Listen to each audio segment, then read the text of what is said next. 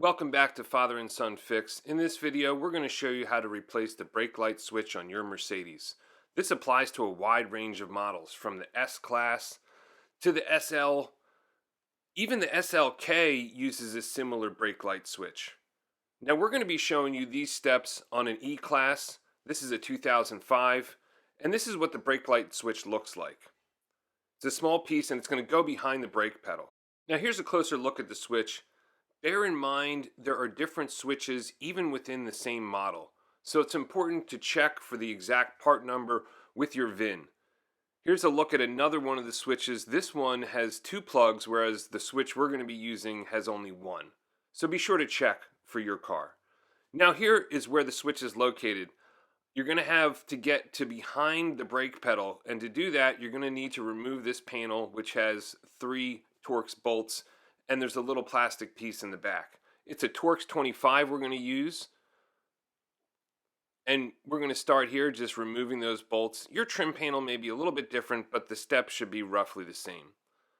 Okay, removing this bolt here. And these bolts need to be unscrewed for quite a while. Just bear that in mind. They don't come out immediately. There's some length to the screw there. Now, once the screws have been removed, there's a small plastic piece that you're going to see that also needs to be removed. Okay, now that the screws are removed, there is that piece that we're talking about, and you're just gonna pop that off. You can do a little unscrewing action, but really if you just gently kind of work it down as you're twisting it, it'll pop right off. Okay, that's it. Now that piece is out of the way. Now here is where it's located. It's tough to get a shot of this.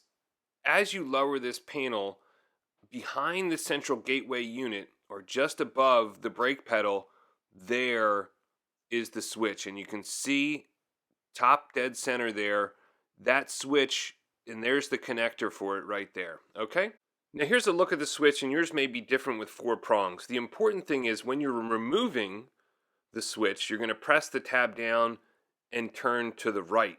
It's actually a little counterintuitive. You're going to turn clockwise to remove it, and when you put it back in is when you're going to turn it to the left. Okay, so to the right to remove it. When you're putting it back in, then turn it to the left.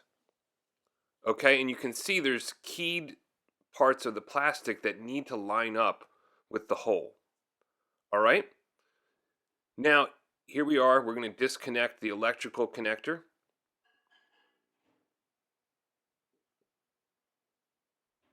That comes out easily with the tab. Just be gentle when you're pulling it out. And there's a shot of the hole that it's going to go into. As we get closer, you can see there's the key area at the top and the bottom that needs to align with those tabs.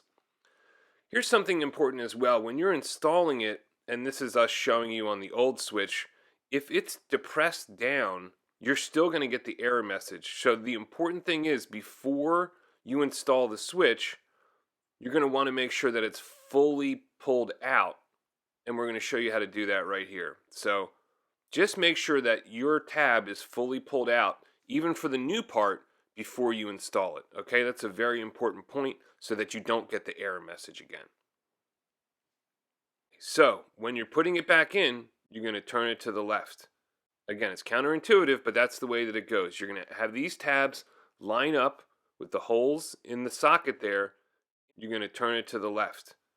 Okay, here the switch is installed, and now we're going to plug the connector back in. Just gently plug it back in until you get the nice click, knowing that the tab is engaged, and you're all set there.